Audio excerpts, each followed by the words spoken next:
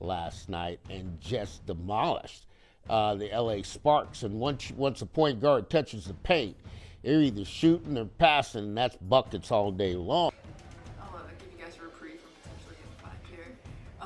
Caitlin, your game has been associated with logo threes for a long time, but it seems like you've done a lot of work to improve other areas of your game. I'm curious, like, if there's a part of your game, scoring-wise, that you take the most pride in improving.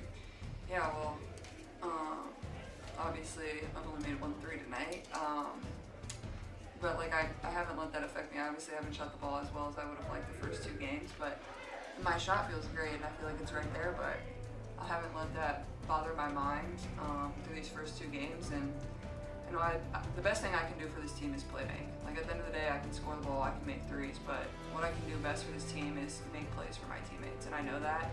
And you know, getting my feet in the paint, spraying it to my teammates, I think that's, you know, what I'm trying to focus on the most, and that, you know, takes my mind away from feeling like I need to make every shot. And you know, when I get my feet in the paint, good things happen. I can get to the free throw line, I can finish well around the rim.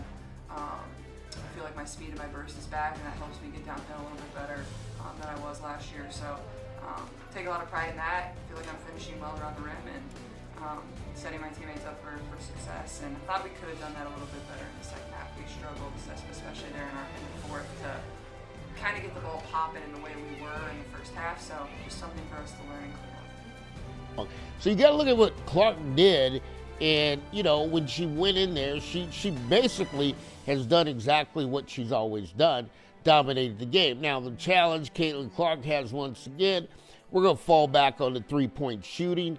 Really struggled again last night, and where's that going to end? Indiana's going to have to find a comfort zone, Stephanie White, because she's got to get the shots up. There's no doubt about that. And you got to be able to balance it and say, okay, Caitlin's gotten shots, but how do we balance out on the other team? I guess just first off, this was the first game of Aaliyah's career with 0 field goals. She only had 4 points. Just what did LA do so well to just limit her today? You think it was LA? I mean, I think it was foul trouble. I mean, she didn't get a chance really, and I think you know, it's hard to get into a flow when you're getting called for all those quote unquote fouls. Officiating has been a conversation through the early part of the season, I guess. And you're just talking about foul trouble early. Caitlin, I know you had some in-game thoughts on on the officiating. Just what do you guys make of it so far? And I know that they've tried to kind of course correct a bit. I'll take this. Well, I was just gonna say I deserve my technical eyes. Okay, all right. No, they don't need any fines. Yeah. No, I mean, I think, look, you know, the reality is a lot of us spend a lot of time in the off season on various committees trying to remedy this officiating thing. And you know what we said was that we wanted everything called. Freedom of movement needs to be a thing, and it was not tonight. And I think that there's going to be a calibration, of course, there is. But this felt a lot like last year to me. And that's not where we want it to be.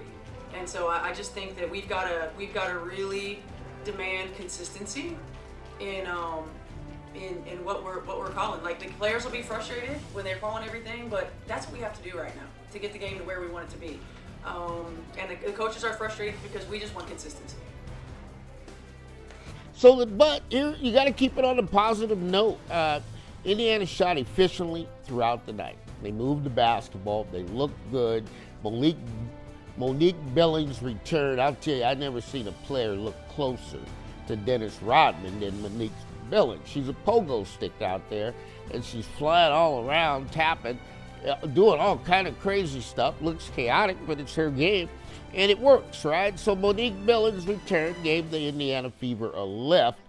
And, you know, when Clark finished with the strongness of it, I want to really understand what it means to be able to handle that ball, get to the paint. And everyone said, okay, Caitlin's not it. No one has been able to stop Caitlin Clark since she came into the WNBA. Now, but Indiana, they shot efficiently, moved the ball extremely well. You got to look at that. They attacked the Sparks defense. transition, they were there. They were getting out, and they were balanced. The Fever offense did carry some balance. 100% A-level salute to the Indiana Fever for working the left side of the floor. They worked the left side of the floor 75% of the time, and the opportunities came. Backdoors, shooting, just so much opportunity on the left side that LA Sparks didn't know how to defend that. They were prepared for the right side, flip them over on the left side, they got it done, right? So you got people shooting confidently, something fans have been waiting to see. The Fever got key contributions last night. Let's talk about Mitchell. Everybody wants to say Mitchell pass. Mitchell is not really getting it done. Mitchell is doing what Indiana Fever have paid her and have instructed her to do, is to be a scorer. That's it. I mean, you've got the best, if not the best scorer in the league. And here's a compliment I give Mitchell of all the dribbling, of all the ball handling, dribble penetration, 2 turnovers. That's it. So Mitchell is very efficient at the 2 spot. And folks, I'll tell you, you have to look hard, long list of players to be able to find somebody that can complement Caitlin. Those 2 do not worry about each other anymore. Those 2 have got each other, okay, I want to really break it down. They've got each other built inside in their spirit together. They get each other's movements, back door, doesn't matter what it is. They don't have to have a conversation on the game anymore. They can just play. And then for Kelsey, I know you don't necessarily ever struggle with finishing at the rim, but it seems like this year there's even a little bit more like familiarity and creativity with how you're finishing. I'm curious if that's something you're working on, if there's anything like you want to do after in that regard.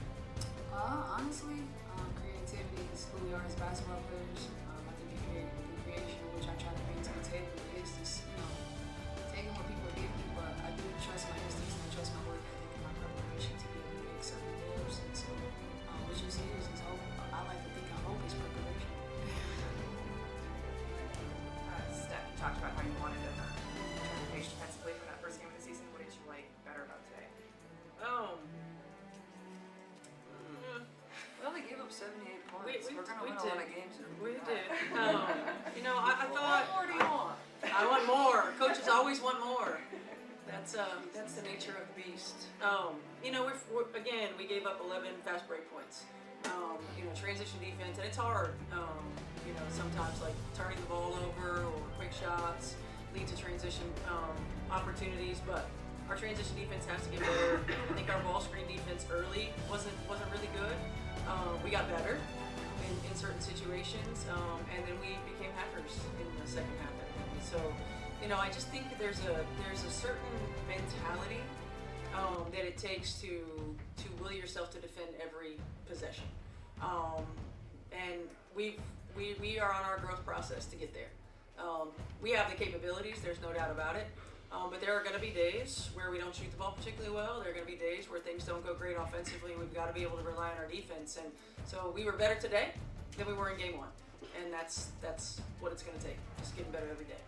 But I'll give Coach White some credit. I give her a B, right? But you got to look at that from Stephanie White's perspective. They can press the lead on you when you calling timeout, right? And everybody's like, well, what are we doing? They can fight through this. They're going to get teams are going to make a run just like they did. They just got to balance it. But, they had better spacing. Was it great last night? Could it get credit? Yes, it could, right? But let's look at it. Fever scored 87 points on efficient shooting. 49%, right? You got to look at that, what they shot. 49% from the field. I mean, that's excellent work. Fever, they forced a lot of turnovers, critical turnovers. Controlled the momentum, lost it, took it back, finished it out. Rebounding, a lot of second chance opportunities. So you want to look at that and say, Stephanie White built the preparation. Team is on track. That's against a weaker opponent. But still, we got to progress forward. Indiana Fever got to take that win. There's no doubt about it. And, for the Sparks, there were good flashes. But at the end of the day, Sparks going to be Sparks. Sparks going to be in the Juju Watkins sweepstakes. And it is what it is. I mean, Kelsey Plum, I mean, you get frustrated at your players, but they got no players, right? And, you know, everybody said trade Cameron Brink. LA Sparks not giving up Cameron Brink, I can tell you that now. One key takeaway from this matchup is the unmeasurable greatness of Caitlin Clark.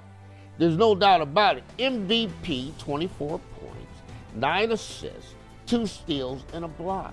But broke down the paint like I've never seen her do it before. Spin moves coming around. Utilize that half court too, because they're going to try to pick you. And the officials, the deciding factor is easy. Okay, they're not letting you bump people 45 feet from the court. They're going to call a foul on that. And, you know, Erica Wheeler can jump and shout and run up into the upper deck. Doesn't matter. It's a foul. Get back to basketball and quit the complaining. And at the end of the day, you got to look at this thing. You got to break it down a few different ways. One, you got to give Caitlin Clark a stat sheet. Every time she comes out of a game, she has to have a stat sheet. And folks, without that stat sheet, I mean, you're in a tough position. And this is the reason why I'm saying that.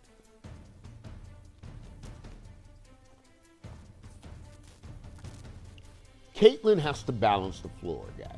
She's got to balance this floor.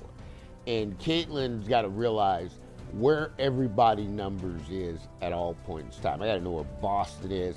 I got to know where Lexi Hole is. I've got to know where Raven is. I've got to know where Billings is. I got to know Hines Allen. I got to know where Timmons is, right? You got to know these things, right? Because what happened last night was Boston got lost in the shuffle. We can't do that. It's tough competition. You got to have Boston in the mix, right? And so Caitlin's going to control all this. And this is a new arena for Caitlin. So instead of the coach, okay, Stephanie White, because she's not recognized, she's running rotations in and out and suppressing Raven and suppressing Lexi Hole. I don't know why she keeps Lexi Hole in the doghouse, but that's just, they don't see eye to eye. But here's the deal. Caitlin's got to balance that floor. So when she gets that timeout, here's the stat sheet. She takes a look at where everybody at, and then she could see, okay, I got to balance this out. Leah, let's get ready. Let's get you going, right? You got to get certain players going. You don't have to worry about getting Mitchell going. Mitchell is paid $1.4 million to score, folks. That's why they gave her the money. That's just it. And I know how everyone feels. You may feel that's overpaying, but consistently, night in and night out, Kelsey Mitchell has knocked down big shots for the Indiana Fever. Big shots, right?